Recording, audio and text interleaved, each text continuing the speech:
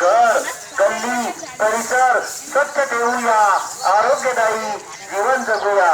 आणि म्हणून आरोग्य हीच संपत्ती आहे.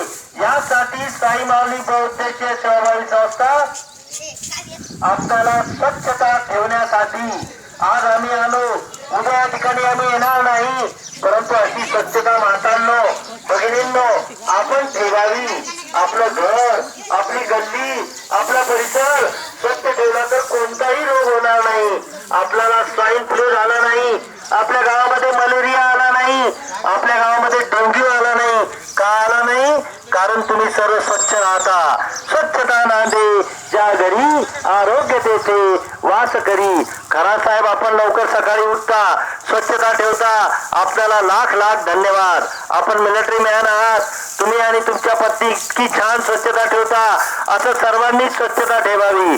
आमची वर्षा या ठिकाणी तिचं घर अगदी स्वच्छ ठेवते, गल्ली स्वच्छ ठेवते आणि छान छान छान परिसर स्वच्छ ठेवते. सविता, संगीता सर्व त्या ठिकाणी स्वच्छता ठेवतात. बघा ही घाण, हा कचरा म्हणजे ते डास तयार होणे.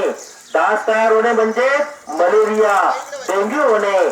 आज आम्ही या ठिकाणी आलो तुम्हाला सांगण्यासाठी का अशी स्वच्छता ठेवा मातांनो, भगिनींनो, पुरुषांनो, आणि तरच आपलं आरोग्य छान राहील आणि आपल्याला कोणताही आजार होणार नाही. अस्वच्छतेमुळे आजार होतात. अस्वच्छतेमुळे डेंग्यू होतो, मलेरिया होतो. आमची साई माऊली बहुउद्देशीय सेवाभावी संस्था गत 6 महिन्यापासून 6 महिने आता 7 महिने पूर्ण होतील. आम्ही 2 ऑक्टोबर 2014 पासून स्वच्छतेचा संकल्प केलेला आहे. 7 महिन्याचा कालावधी फार मोठा काळ आहे आणि या काळामध्ये आम्ही स्वच्छता करतो.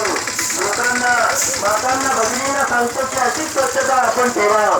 महेंद्र घाटकर, राम उचित, आमचे गोटीराम बसेकर, त्याचप्रमाणे आमचे संतोष पहाडी, शोभाबाई भुजबळ, सीताबाई गायकवाड, सुमनबाई गायकवाड, जिजाबाई, त्याचप्रमाणे या ठिकाणी आमच्या सर्व भगिनी उज्ज्वलाबाई गायकवाड सर्व या ठिकाणी स्वच्छतेचा पाठ घेत आहेत. आमच्या सोबत नगरपालिका स्वच्छता विभागाच्या सर्व भगिनी असतात.